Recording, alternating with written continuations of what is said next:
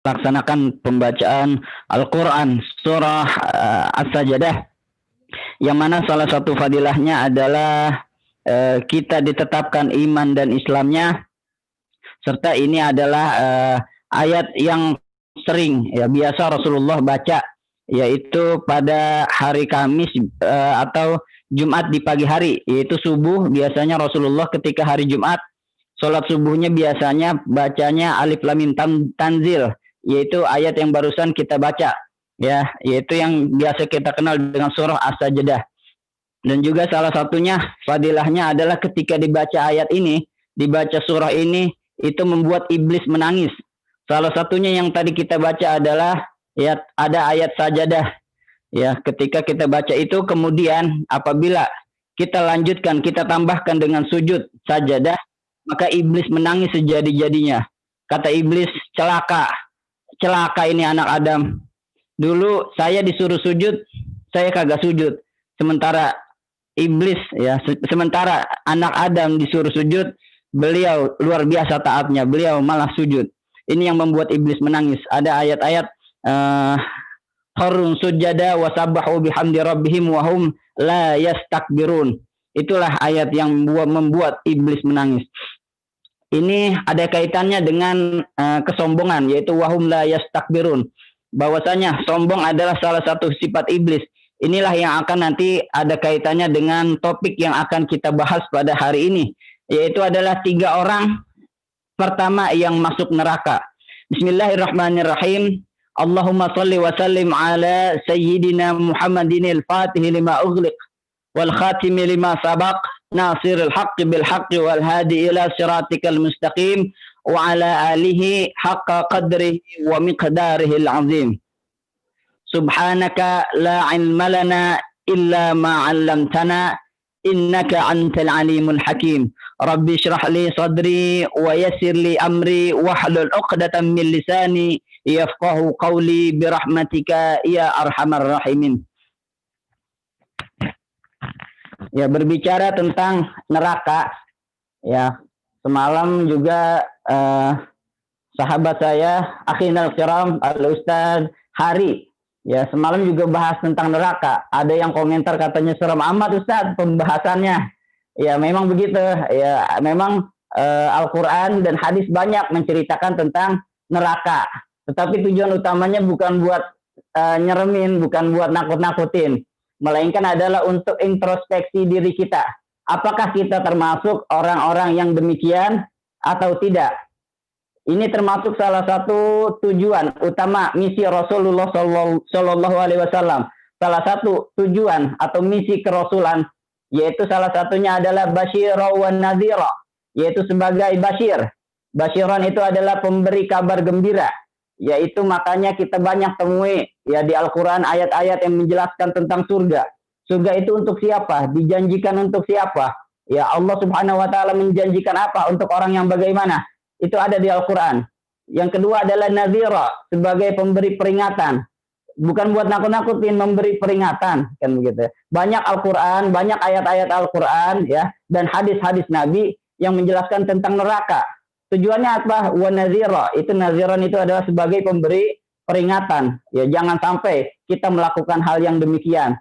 Betapa banyak Al-Quran menjelaskan tentang kisah-kisah terdahulu, orang-orang yang diazab, tentang Fir'aun dijelaskan, tentang Qarun dijelaskan.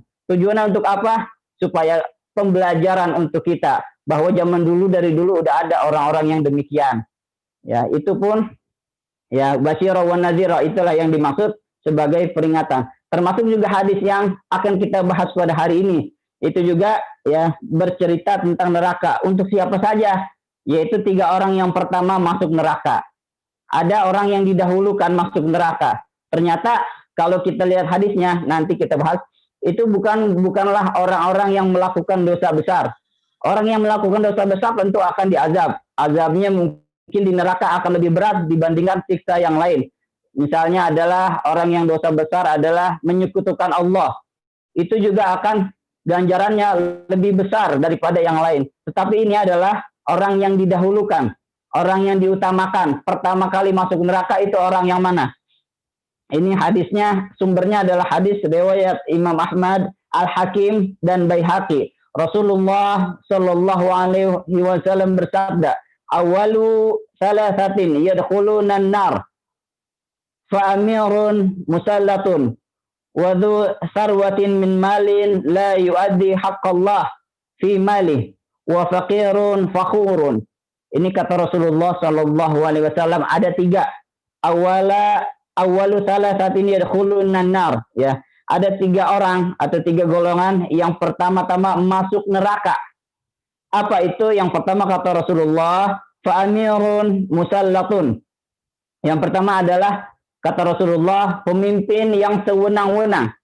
Ya, termasuk raja yang sewenang-wenang, juga presiden dan pemimpin lainnya yang sewenang-wenang.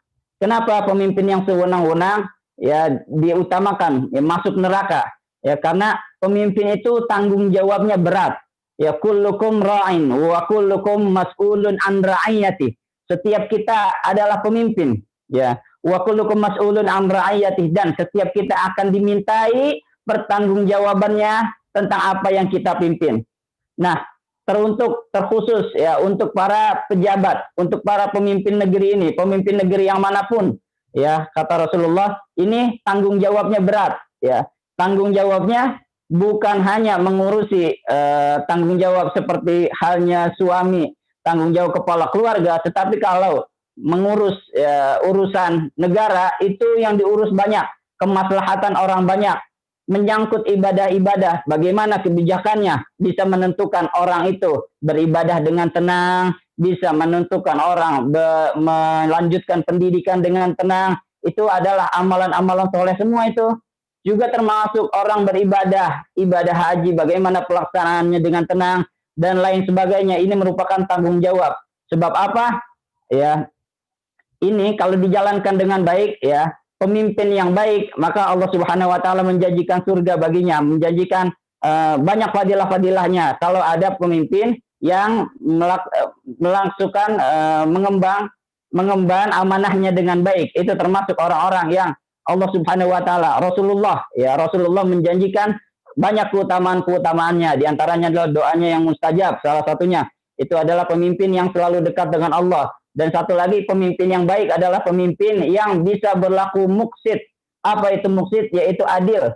Adil dalam hal, ya, bukan sama rata sama rasa, tetapi adil dalam memperlakukan semua orang, memperlakukan ya semua golongan dengan adil, ya. Itu merupakan muksid, ya, tidak membeda-bedakan orang, tidak membeda-bedakan yang dipimpinnya, ya, itu namanya perlakuan yang baik, ya. Itu namanya ya pemimpin yang muksid. Salah satunya adalah cirinya bisa melaksanakan, ya, mendamaikan, ya, antara suatu golongan dan golongan yang lain. Itu juga ya salah satu pemimpin yang adil.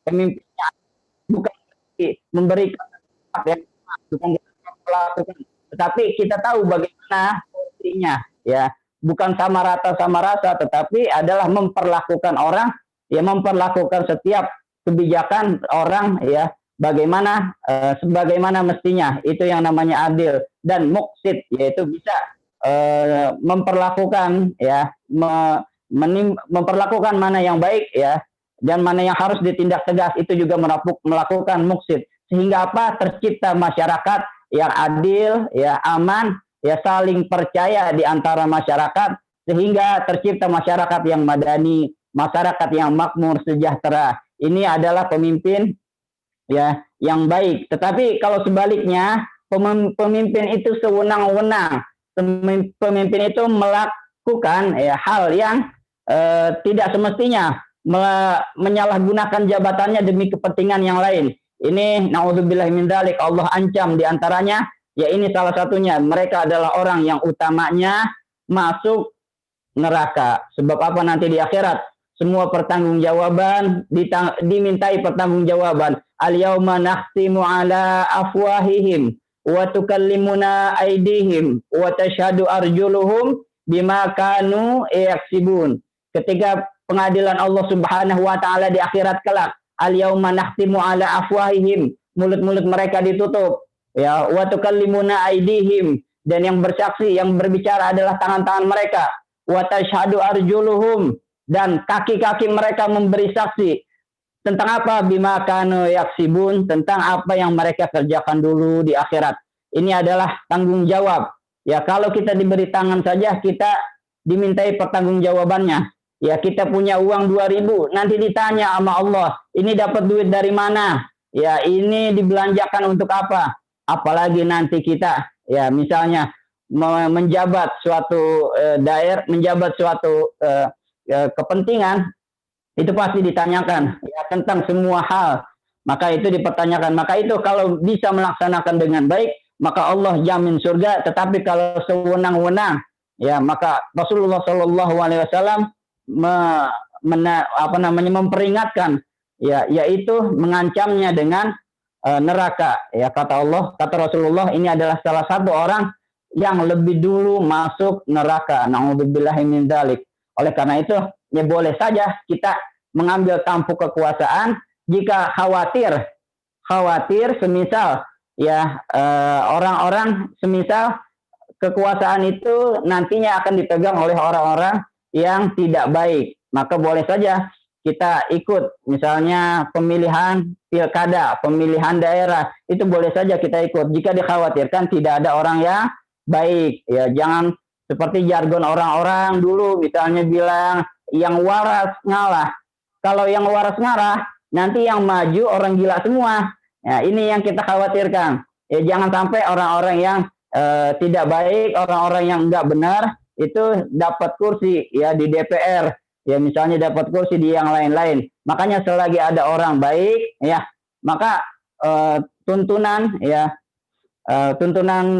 ulama kita, maka selagi masih ada orang yang baik, masih ada orang yang jujur, maka haram kita memilih pemimpin yang tidak baik. Nah itu diantaranya itu salah satunya adalah demi kemaslahatan orang banyak. Sebab ya pemimpin yang sewenang-wenang akan diganjar, diancam oleh Rasulullah Shallallahu Alaihi Wasallam, ya adalah orang yang pertama masuk neraka. Selanjutnya yang kedua kata Rasulullah, apa itu? Wadu sarwatin min malin la yuadhihaqullahi fi malihi. Ya, yang kedua kata Rasulullah, apa itu? Yaitu du sarwatin, orang yang mempunyai harta yang banyak, min malin la yuadhihaqullahi ta'ala. Kemudian orang itu tidak ya menunaikan hak-hak Allah Subhanahu wa taala akan hartanya. Ini juga ya maksudnya adalah orang kaya yang punya harta banyak tetapi enggan untuk membayar zakat, enggan untuk bersedekah.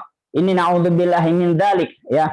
Sebab apa? Ya namanya zakat ya, itu adalah dimensi ibadah sosial.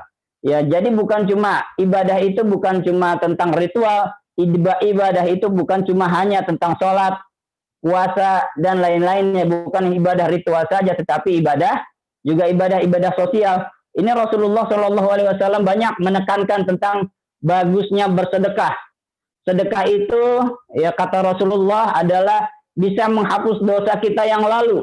Kalau kita terlanjur, misalnya zaman dulu waktu muda, kita sering mabok-mabokan, kita sering ya nipu orang, maka itu bisa dihapus. Salah satunya adalah dengan sedekah. As-sadaqah tutfi'ul khati'ah kama yutfi'ul ma'un nar. Sedekah itu bisa menghapuskan ya kesalahan-kesalahan yang lalu, sebagaimana api bisa menghapuskan, api bisa dipadamkan dengan air. Itu sabda Rasulullah Shallallahu Alaihi Wasallam. Yang kedua adalah kalau kita sedekah, itu diganjar oleh Allah Subhanahu Wa Taala berlipat-lipat. Ya, sebagaimana ya kita menanam satu bibit, satu butir, ya satu butir bibit nanti akan berkembang menjadi 7 cabang. Ambatat sab'a sanabila kata Allah. Ambatat sab'a sanabila fi kulli sumbulatin mi'atu habbah. Kata Allah, kita nanam satu biji, ya ibarat sedekah kita nanam satu biji itu berkembang menjadi 7 cabang, bisa jadi pohonnya ada punya 7 cabang, dan masing-masing cabang itu ada 100 biji lagi. Kira-kira yang begitulah perumpamaan ya kalau kita sedekah. Keutamaan sedekah adalah dibalas oleh Allah Subhanahu wa taala 70 kali lipat. Sedangkan orang yang tidak mau mengeluarkan hartanya, orang yang kaya ya punya harta banyak tapi tidak mau membayar zakat, tidak mau membayar sedekah, maka Allah Subhanahu wa taala ancam, yaitu ya salah satunya dimasukkan ke dalam neraka. Dan ini adalah orang yang awal, lebih dulu masuk neraka. Ya, sama seperti tadi, kalau tadi adalah pemimpin dimintai pertanggungjawaban akan kepemimpinannya, orang yang kaya pun nanti juga akan dimintai pertanggungjawaban akan kekayaannya, akan semua hartanya dimintai pertanggungjawaban. Kalau harta itu ditanya dua hal, dapat dari mana, dibelanjakan kemana. Itu nanti dihitung-hitungin, ada akumulasinya, ada kalkulasinya Allah Subhanahu wa taala nanti di pengadilan Allah Subhanahu wa taala. Dulu kita tahu sejarahnya ketika awal-awal Islam, pasca meninggalnya Rasulullah Shallallahu Alaihi Wasallam. Ketika itu Rasulullah sudah tidak ada. Kemudian banyak orang-orang yang menyepelekan tentang zakat. Mereka berkata, Rasulullah udah nggak ada, ngapain kita bayar zakat? Banyak kaum-kaum yang begitu. Kemudian setelah Khalifah Abu Bakar dilantik, ketika Khalifah Abu Bakar As-Siddiq dilantik sebagai khalifah, maka yang pertama-tama dibenahi oleh Sayyidina Abu Bakar adalah memerangi orang-orang yang tidak membayar zakat. Waktu itu ini mendapat pergolakan, penentangan dari para sahabat yang lain. Di antaranya ada Sayyidina Umar. Sayyidina Umar bilang, ini bagaimana Sayyidina Abu Bakar? Kenapa kamu memerangi orang yang sudah membaca syahadat? Kata Sayyidina Umar, bukankah kita haram menumpahkan darah sesama muslim yang sudah membaca syahadat? Sementara ijtihadnya Sayyidina Abu Bakar adalah beliau berkata, tidak bisa dibedakan, tidak boleh dipisahkan antara salat dan zakat. Ya, salat dan zakat itu harus seiringan. Tidak bisa orang salat saja tanpa menunaikan zakat. Ini adalah dua dimensi yang harus beriringan. Antara salat dan zakat tidak boleh dipisahkan. Itu orang-orang yang beriman adalah orang-orang yang taat kepada Allah Subhanahu wa taala, juga memberikan manfaat kepada makhluk. Ini adalah dua dimensi yang harus disatukan, yaitu antara dimensi sosial dan juga dimensi spiritual. Makanya ya Allah Subhanahu wa taala ya banyak mengutamakan mendahulukan kepentingan ibadah sosial dibandingkan ibadah spiritual. Inilah yang harus kita tiru. Hakikatnya kita adalah hidup bersama, ya hidup antara muslim haruslah saling tolong menolong. Jangan sampai ya sholat itu ya mengabaikan prinsip-prinsip sosial. Jangan sampai ibadah yang spiritual menabrak dimensi-dimensi sosial. Misalnya begini, Rasulullah pernah melarang ya seorang sahabat yang sholatnya kelamaan. Beliau pernah seorang sahabat itu mimpin sholat jamaah, tetapi baca Al-Qur'annya panjang, baca sampai surah Al-Baqarah. Itu kan panjang. Kemudian ada orang yang mengadukan kepada Rasulullah, ya Rasulullah ini sholatnya kepanjangan, banyak orang-orang tua, banyak anak-anak kecil yang jadi makmumnya. Kemudian Rasulullah SAW melarang hal itu. Artinya apa?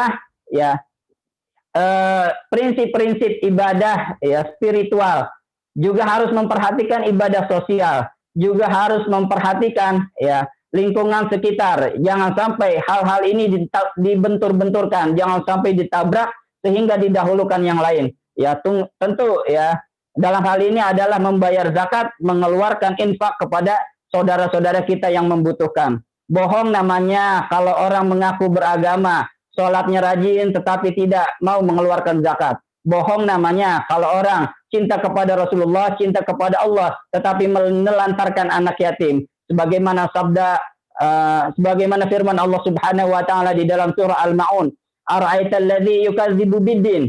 Apakah kamu tahu siapa itu orang yang mendustakan agama? Siapa itu? Fadzalikal ladzi yad'un yatim, yaitu adalah mereka ya yang menghardik, menelantarkan anak yatim, wala yahuddu ala ta'amil miskin. Dia dan tidak ya dan enggan memberikan bantuan kepada saudara-saudaranya yang miskin.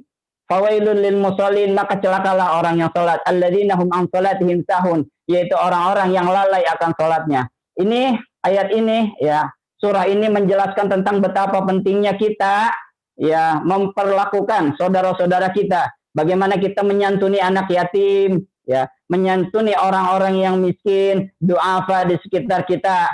Tetapi juga kita tidak boleh meninggalkan sholat, karena hal ini adalah dua hal yang sama, ya, yang tidak boleh dipisahkan. Ya, oleh karena itu, ya membayar zakat itu adalah membayar zakat dan sedekah bagi orang yang mampu merupakan suatu kewajiban. Ya, dan Allah Subhanahu wa taala mengancam bagi orang yang tidak mau mengeluarkannya dengan ya, apa kata Rasulullah tadi? Ya, dimasukkan awal mulanya ke dalam mula-mula orang yang lebih dahulu masuk neraka. Na'udzubillahi min dzalik. Selanjutnya, yang ketiga kata Rasulullah, apa itu? Golongan yang tiga orang yang masuk neraka yang terakhir adalah wa faqirun fakhurun, yaitu orang-orang fakir yang sombong. Nah, orang-orang fakir sombong, udah miskin sombong, ya. Pada hakikatnya sombong itu merupakan hal yang diharamkan oleh Allah Subhanahu wa taala. Ada beberapa ayat-ayat yang membahas tentang kesombongan, sudah dibahas di pertemuan-pertemuan sebelumnya. Sombong itu merupakan pakaian Allah Subhanahu wa taala. Maka kita sebagai makhluk tidak boleh sombong. Iblis dulu ketika dikeluarkan dari surga bukan karena apa-apa, karena dia sombong. Dia bilang, khalaqtahu min tin wa khalaqtani min nar. Aku ini diciptakan dari api, ya Allah. Aku diciptakan dari api, bagaimana mungkin aku disuruh sujud kepada makhluk yang diciptakan dari tanah? Disitulah ya sombongnya iblis. Kemudian iblis diusir dari Allah Subhanahu wa taala dari surga karena kesombongannya. Makanya tadi ayat yang kita baca adalah fahum la yastakbirun. Ya, yaitu ciri-ciri mukmin adalah ya kharun sujada wa sabbahu bihamdi rabbihim wa hum la yastakbirun, ya. Wa sabbahu, dan senantiasa bertasbih kepada Tuhannya, bihamdi rabbihim, memuji Tuhannya, wa hum la yastakbirun, dan merekalah orang-orang yang tidak sombong. Inilah yang membuat iblis sedih, yang membuat iblis berkata celakalah kami, ya, karena sebab dulu kami disuruh sujud, kami tidak sujud, sedangkan anak cucu Adam disuruh sujud, mereka malah sujud. Itulah yang membedakan kita dengan iblis, salah satunya adalah sombong. Kenapa yang dibilang oleh Rasulullah adalah orang fakir yang sombong? Hakikatnya sombong itu tidak boleh oleh semua orang, ya. Yang kaya saja sombong tidak boleh, apalagi yang miskin. Sedang ada lagi di dalam kitab Nasaihul Ibad, ya, dijelaskan bahwasanya ada 4 hal yang sebetulnya ini sudah jelek, tetapi ada yang lebih jelek lagi dari itu. Apa itu? Yang pertama katanya dosa yang dilakukan pemuda. Dosa yang dilakukan pemuda. Anak muda melakukan dosa itu jelek, tetapi lebih jelek lagi, lebih buruk lagi kalau itu dilakukan orang tua. Yang kedua, kesibukan duniawi untuk orang-orang yang bodoh. Orang bodoh nggak ngerti agama, melakukan hal duniawi, tidak mementingkan akhirat, itu jelek. Tetapi lebih jelek lagi kalau orang alim, orang yang berilmu, tetapi masih ngejar-ngejar dunia, masih serakah sama dunia, itu lebih jelek lagi. Yang ketiga adalah malas ibadah bagi orang awam. Orang awam malas ibadah itu jelek. Tapi lebih jelek lagi kalau orang yang alim. Orang alim malas ibadah. Penuntut ilmu malas ibadah, santri malas ibadah, itu lebih jelek lagi ketimbang orang yang gak ngerti agama.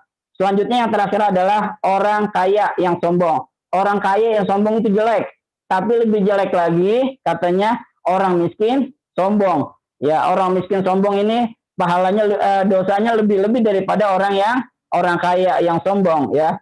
Wala tusa'ir khaddaka wala tamshi fil ardi marha. Ya, janganlah kamu memalingkan wajah kamu, ya, dari orang lain. Wala tamshi fil ardi marha, dan janganlah kalian berjalan di muka bumi ini dengan sombong. Innallaha la yuhibbu kulla mukhtalin fakhur. Sesungguhnya Allah Subhanahu wa taala tidak menyukai orang-orang yang membangga-banggakan dirinya lagi sombong.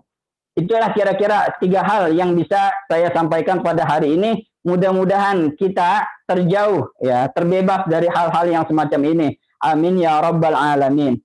Selanjutnya, ya, pengumuman untuk nanti sore, ya, berhubung hari ini malam Jumat, maka dimajukan menjadi jam 5, ya, jam 5 sampai jam setengah 6, karena nanti pada maghrib ada acara lain dari DKM. Selebihnya mohon maaf. Wabillahi taufiq wal hidayah. Wassalamualaikum warahmatullahi wabarakatuh.